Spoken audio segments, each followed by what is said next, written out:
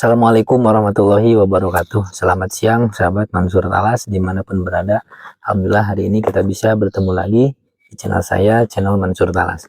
Teman-teman, saya berada di kebun talas Pratama yang minggu lalu ya, sekitar 2 minggu yang lalu ini sudah saya uruk dengan tanah jadi bedengan.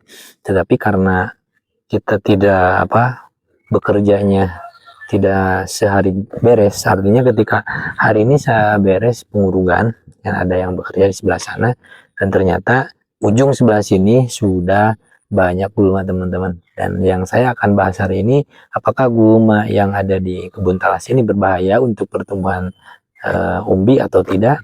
Ikuti terus video saya dari awal sampai akhir, dan jangan lupa juga like, komen, dan subscribe.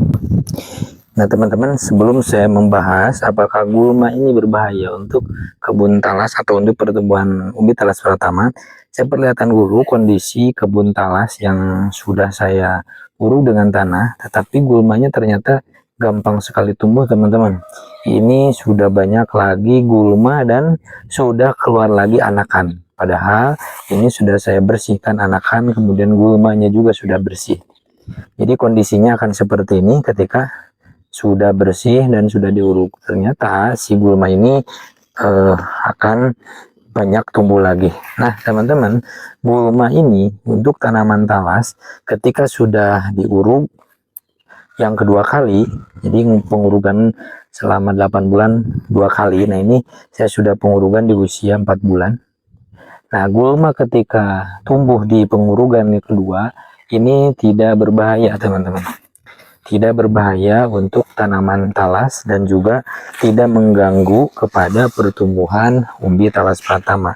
Bahkan karena sekarang sudah mulai panas dan musim kemarau, gulma ini akan menjadi salah satu naungan untuk kelembaban tanah yang ada di kebun talas ini.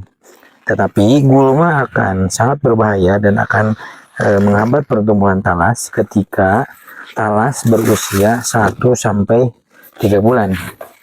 Nah, usahakan ketika talas usia 1-3 bulan, nah gulma ini usahakan bersih, bahkan harus tidak ada gulma di sekitaran kebun talas kita, karena dalam usia 1-3 talas ini membutuhkan fokus nutrisi untuk batang dan akar, sehingga ketika ada gulma yang tumbuh di kebun talas ini akan menghambat kepada pertumbuhan akar dan batang, sehingga pertumbuhan talas ini tidak akan maksimal teman-teman.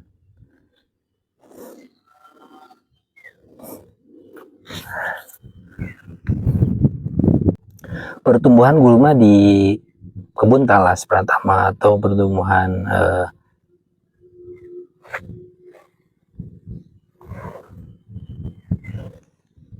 gulma atau rumput liar yang ada di kebun talas Pratama ini memang ada beberapa bulan pertumbuhan talas Pratama ini yang harus bersih dari rumput atau gulma teman-teman. Nah pertama 1 bulan sampai 3 bulan itu usahakan kebun talas ini harus bersih dari gulma, karena pertumbuhan di bulan itu, bulan pertama sampai bulan ketiga, akar dan batang ini harus fokus menyerap nutrisi dari tanah teman-teman. Jadi sehingga ketika ada gulma ini akan mengakibatkan terbaginya nutrisi ke akar dan batang talas. Makanya pertumbuhan talas ini, kualitas umbi dan besarnya umbi itu ditentukan dari usia 1 dan 4. Kalau usia 1-4 bulan talas Pratama ini tumbuh dengan normal, artinya dia bersih dari gulma. Nah ini akan insya Allah, dan saya yakin pertumbuhan umbinya bobotnya akan besar ya, bobotnya akan besar karena nutrisi ketika usia 1-4 bulan dia fokus menyerap nutrisi. Kemudian ketika sudah 5 bulan, nah setelah 5 bulan dan menuju panen dan kebun talas kita sudah diuruk ya, kalau misalkan tumbuh kembali gulma di usia seperti itu, di usia 5 bulan, nah ini gulma yang tumbuh di usia talas 5 bulan itu tidak tidak berpengaruh signifikan terhadap pertumbuhan talas ini. Bahkan gulma ini ketika sekarang sudah musim panas, sudah mau masuk musim panas, ketika usia talas sudah 5 bulan, ini akan menjadi salah satu naungan untuk menjaga kelembaban tanah yang ada di kebun talas pratama. Nah, artinya ketika teman-teman menanam talas pratama dan ada gulma, itu harus dibersihkan, wajib hukumnya ketika usia 1-4 bulan. Nah, ketika 5 bulan ke sana sampai panen gulma, kalau misalkan tidak dibersihkan pun itu tidak berbahaya, ya, tidak berbahaya dan tidak mengganggu pertumbuhan umbi, karena umbinya sudah ada, umbinya sudah mulai menua, ada gulma, ini tidak akan banyak menyerap nutrisi untuk pertumbuhan si umbi talas pratama. Jadi ketika teman-teman menanam talas pratama ini, usahakan memilih lahan yang steril, memilih lahan yang tidak tidak banyak gulma, ataupun pengurusan gulma, menanggulangi gulma itu yang harus dipikirkan pertama kali. Ada beberapa cara untuk menanggulangi gulma ini yang saya terapkan di kebun talas pratama. Saya menerapkan untuk 1 bulan sampai 4 bulan ini, saya menerapkan dengan sistem dicabut saja teman-teman, dicabut dengan tangan. Tetapi memang ini kekurangannya, ketika kita menyabut dengan tangan dan populasinya banyak, ini akan menghabiskan waktu dan juga akan menghabiskan biaya. Nah, saya pernah juga mencoba dengan sistem semprot dan insektisida atau untuk obat pemusnah gulma atau obat pemusnah rumput. Nah, memang sangat minim biaya, karena kalau ini saya menanam 1.500, penyemprotan gulma bisa beres 1 hari. Tetapi kekurangannya, ketika kita menyemprotkan obat gulma tidak teratur, bahkan kena ke daun atau batang talas, ini akan mengakibatkan batang dan daun talas ini menghitam, tetapi tidak tidak mati teman-teman. Dan saya sarankan ketika ingin menyemprot gulma, diusahakan kalau misalkan usia talas sudah di atas 2 bulan. Jadi kalau di bawah 2 bulan, usahakan untuk pengambilan gulma memakai manual saja teman-teman, karena takutnya obat gulma ini kena ke batang atau ke akar talas, sehingga talas ini tidak maksimal pertumbuhannya. Nah, sahabat Mansur Talas dimanapun berada, saya akan membagikan tips supaya kebun talas atau nanti hasil panennya maksimal. Yang paling pertama, karena sekarang saya lagi membahas tentang rumput liar atau gulma di sekitar kebun talas. Jadi intinya ketika teman-teman mau panen maksimal di talas pratama ini, yang pertama itu harus bersih dari gulma. Ya, yang tadi saya ceritakan 1-4 bulan itu wajib bersih dari gulma. Artinya jangan terlalu banyak. Kalau misalkan sampai bersih itu lebih bagus, tapi kalau misalkan kita membersihkannya, ya itu cukup yang sudah besar saja gulmanya. Nah, artinya jangan terlalu banyak, saya seperti itu. Yang kedua, jangan terlalu banyak anakan. Anakan diusahakan, ya, anakan ini harus rutin diambil teman-teman. Rutin diambil sekitar 2 bulan 1 kali, itu wajib diambil, karena anakan ini posisinya sama seperti gulma teman-teman. Ketika anakan ini banyak di sekitar pohon talas pratama ini, dia akan menyerap nutrisi juga, yang tadinya fokus ke umbi kena akan termakan oleh anakan talas, sehingga umbinya kalau anakan dibiarkan terlalu lama, pertama akan menyerap nutrisi, kedua juga akan membuat si bentuk talas pratama ini tidak mulus teman-teman, karena di umbi talas pratama ini, di bonggolnya ketika anakannya terlalu besar, ini akan ada bekas anakan talas yang akan mengganggu kualitas bentuk dari umbi talas pratama ini. Nah, di sini saya akan berbagi juga sharing penanggulangan gulma di sawah ini. Kebetulan saya menanamnya di sawah yang kering, yang dulu pernah saya review.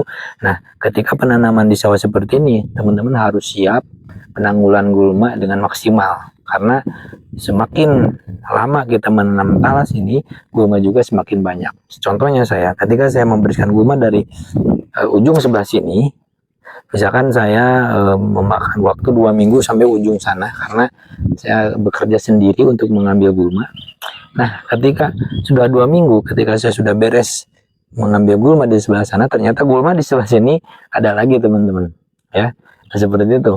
Jadi untuk penanggulangan gulma harus secara rutin dan harus kita rawat sebaik mungkin si talas ini, sehingga talas ini nantinya akan memberikan umbi yang besar dan mulus, teman-teman. Nah, teman-teman, ketika kita menanam talas pratama, meskipun penanamannya sama, ya, meskipun penanamannya sama dan ukuran bibit sama, bahkan ada yang berbeda juga, tetapi ketika sudah usia sekitar 5 bulan, ya, 4 bulan, 5 bulan kurang, nanti akan ada yang tinggi, ada juga yang pendek. Nah, ini biasanya diakibatkan dari sinar matahari yang masuk ke area permukaan tanah si talas pratama ini. Jadi ketika talas pratama sudah banyak anakan, kenapa harus diambil anakannya secara rutin dan bersih supaya sinar matahari masuk secara maksimal ke dalam kebun talas pratama ini. Dan kenapa ada yang pendek, ada yang juga yang tinggi, ini juga bisa diakibatkan dengan banyaknya gulma di sekitaran bawah talas pratama ini. Makanya antara pengambilan gulma dengan pengambilan anakan ini harus seimbang. Artinya ketika kita mengambil anakan talas harus sekalian dengan pengambilan gulma, karena anakan talas dan gulma atau rumput liar di kebun talas pratama ini akan mengganggu pertumbuhan si talas pratama dan pertumbuhan umbi talas pratama juga. Maka oleh karena itu harus rutin. Nah, contohnya ini, saya barusan sedang membersihkan anakan talas dan mempruning batang yang sudah tua, ya, seperti ini. Jadi kita biarkan saja potongan-potongan daun dan anakan biarkan di bawah indukannya. Ini akan menjadi pupuk organik untuk talas pratama.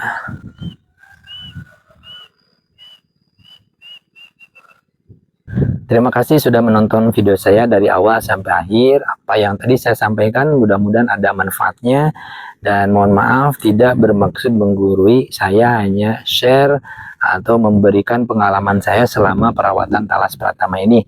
Dan saya doakan kepada teman-teman yang sedang menanam talas pratama dan yang mau menanam talas pratama, mudah-mudahan dilancarkan oleh Allah Subhanahu wa Ta'ala. Terima kasih. Akhir kata dari saya, Hairul Kalam. Assalamualaikum warahmatullahi wabarakatuh.